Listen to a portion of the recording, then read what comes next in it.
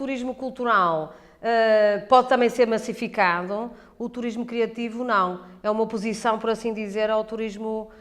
mais massificado ligado ao turismo cultural. Por outro lado, o próprio visitante é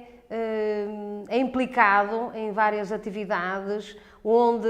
contacte de uma forma mais efetiva com as comunidades locais e onde ele é um próprio ator em termos da construção de alguns elementos culturais. Posso dar um exemplo prático. Por exemplo, na relação, quando nós falamos do turismo cultural e mais na componente criativa, o turista pode ser convidado a entrar numa oficina de construção, por exemplo, de uma peça em barro ou uma peça em vime, acho que vocês também dizem aqui dessa forma, não é? E pode, por exemplo, durante um dia estar numa oficina onde vai contactar com artesãos locais que lhe vão ensinar a fazer essas peças e onde ele pode até, depois no fim, levar essa peça para casa. Com o facto do turista se ter tornado mais exigente, este é um caminho que nós sabemos que está a começar a ser trilhado em alguns países, nomeadamente em Portugal. Nós temos agora um grande projeto a nível de Portugal continental. Estamos a desenvolver esse projeto e estamos a tentar fazer calls, no sentido de captar várias empresas e instituições que se associem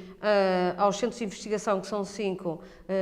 nas universidades portuguesas, e que vão ser acompanhados em termos de atividades de turismo criativo, vão ser acompanhados pela equipa e vamos tentar depois no fim formar clusters, formar redes e que as pessoas, depois de nós sairmos do projeto, continuem a trabalhar a equipa e de forma mais sustentável, porque um dos problemas que nós temos em Portugal neste momento continua a ser cada município trabalhar um bocadinho para si e esquecendo que realmente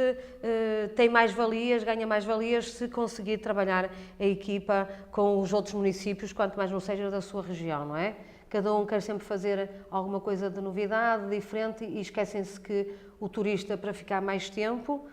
em Portugal, o turismo cultural, se for uma vertente um bocadinho mais massificada e de menor interação com a população local, é mais fácil. E neste momento, até as próprias rotas em Portugal, nós temos inúmeros municípios que neste momento têm rotas já através de apps que são construídas por cada município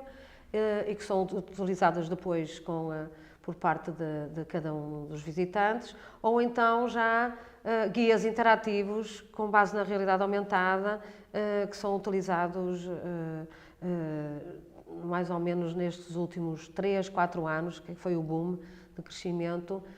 por parte de algumas, essencialmente cidades mais médias, okay, que têm estado a apostar bastante nessa questão. Por isso, parece-me que para um domínio nós temos um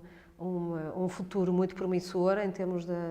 e também da própria utilização dos sistemas de informação geográfica também, porque permite fazer muitas coisas, como por exemplo, com os equipamentos que existem, calcular isócronas e ver a que distância é que está, por exemplo, a pé, fazendo a distinção entre jovens e os adultos e os idosos, como é que nós podemos criar rotas vendo a acessibilidade aos vários equipamentos, que é algo que também ainda não se faz muito e que nós temos estado a tentar fazer para o caso do município de Boticas e que deu alguns resultados interessantes. E no caso do turismo criativo, já nem tanto, porque aí menciona-se algo mais único, uma experiência com a população local, com a cultura, as tradições e os costumes locais, e já não é tanto pela tecnologia, não é? Ficar mais tempo em Portugal tem que ser pensada uma estratégia em conjunto de forma a quase obrigá-lo, não é? Com aquilo que tem para oferecer, obrigá-lo a permanecer mais tempo em Portugal. O caso de Guimarães, que é o berço da nacionalidade, é no noroeste português, e foi onde nasceu o primeiro rei de Portugal, que tem um turismo, tem um património, por assim dizer, e um turismo cultural já bastante consolidado. Agora só precisa de caminhar a nível internacional, em termos de captação de mais turistas internacionais. Temos, nesse caso, não temos ainda... vão agora ser nossos parceiros para nós desenvolvermos algo mais criativo. E tenho também estado a trabalhar mais nos últimos anos em relação aos destinos mais rurais, que têm sido bastante esquecidos, que têm a ver com municípios que têm componentes, têm uma componente cultural menos rica em termos de atividades culturais do que outras cidades médias ou cidades grandes, mas que têm um conjunto de equipamentos culturais fantásticos devido à possibilidade que nós tivemos durante muito tempo de aceder aos fundos comunitários da União Europeia e foi possível reconstruir muita coisa, muitos equipamentos, foi possível requalificar muitos deles e até construir de novo novos equipamentos. Neste momento eles têm um problema que é a sustentabilidade desses equipamentos, não é? O que fazer com eles, como criar rotas, como captar turistas mais internacionais e quem não está nas redes de comunicação, que hoje em dia nós sabemos quais são, normalmente não são encontrados, não é? Não são encontrados. Temos estado a trabalhar mais na questão dos municípios do interior e normalmente aquilo que nós temos visto é que normalmente quer os turistas, quer em relação aos turistas os atributos que eles mencionam são atributos que têm muito a ver sempre com a segurança dos nossos destinos, com a hospitalidade das pessoas, com a gastronomia e vinhos, porque nós estamos muito bem nesse domínio, e às vezes até falam do clima, quando, por exemplo, na região norte o clima nem sempre é algo muito positivo, porque temos 4 estações no ano e é muito difícil na altura do inverno captar muitos turistas. Os residentes tendem a ver os impactos económicos e socioculturais sempre de forma mais ou menos positiva, embora também já consigam identificar alguns impactos negativos. Não se põe aqui a questão ainda neste tipo de destinos relativamente aos conflitos entre os residentes e os turistas, porque são destinos que ainda são emergentes e normalmente são visitados por culturas muito similares à nossa, o que quer dizer que é mais fácil de eles aceitarem esse tipo de turista. Em relação aos ambientais, têm sido pouco estudados, agora nós estamos a começar a estudar e devem ser daqueles poucos em que normalmente nós encontramos mais aspectos negativos, não é, do que positivos e que não têm sido muito acautelados, nem estudados, nem acautelados pelos políticos para os destinos que existem em Portugal. O nosso país é muito centralizado em vários domínios. Temos o governo que dita muitas das leis e que depois as várias regiões têm que as aplicar. No caso do turismo, nós temos alguns planos estratégicos nacionais e que depois cada região vai tentando aplicar depois na prática.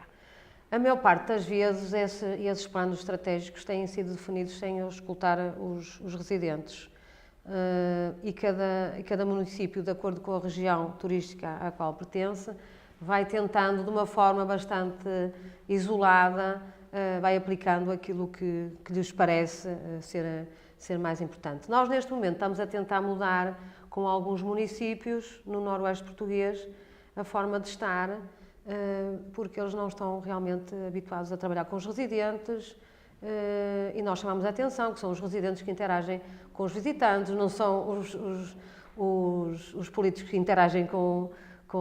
os visitantes, mas é uma cultura que está muito enraizada e ainda muito difícil de mudar, ok? Eu sei que isto vai ser bastante lento, as pessoas não estão habituadas a trabalhar dessa forma, mas também os residentes precisam de ser educados. Aquilo que nós temos estado a ver em vários municípios de Portugal, principalmente do norte português, é que precisam de ser educados. As pessoas acham positiva a atividade turística, mas depois ainda não sabem muito bem como é que anda ajudar a melhorar essa atividade turística. E aquilo que temos visto, por exemplo, é que acham muito bonito o turismo, mas depois quando lhes perguntamos se eles querem participar de alguma maneira, não estão muito disponíveis para o fazer, não é? Ou para receber turistas em casa, ou para mostrar aos turistas alguma coisa que têm na sua casa ou na sua propriedade, até mediante pagamento, mas quando chega a essa altura são muito poucos aqueles que estão disponíveis para isso. O que quer dizer que a população portuguesa, mais nos municípios do que noutros, precisa ainda de ser educada para receber o turista. O turismo cultural, se for uma vertente um bocadinho mais massificada e de menor interação com a população local, é mais fácil. E neste momento, até as próprias rotas em Portugal, nós temos inúmeros municípios que neste momento têm rotas já através de apps que são construídas por cada município e que são utilizadas depois por parte de cada um dos visitantes, ou então já guias interativos com base na realidade aumentada que são utilizados mais ou menos nestes últimos 3, 4 anos, que foi o boom de crescimento por parte de algumas, essencialmente cidades mais médias, okay, que têm estado a apostar bastante nessa questão. Por isso, parece-me que para um domínio nós temos um futuro muito promissor em termos e também da própria utilização dos sistemas de informação geográfica também, porque permite fazer muitas coisas, como por exemplo, com os equipamentos que existem, calcular isócronas e ver a que distância é que está, por exemplo, a pé, fazendo a distinção entre jovens e os adultos e os idosos, como é que nós podemos criar rotas vendo a acessibilidade aos vários equipamentos, que é algo que também ainda não se faz muito e que nós temos estado a tentar a fazer para o caso do município de Boticas e que deu alguns resultados interessantes. E no caso do turismo criativo, já nem tanto, porque aí menciona-se algo mais único, uma experiência com a população local, com a cultura, as tradições e os costumes locais, e já não é tanto pela tecnologia, não é?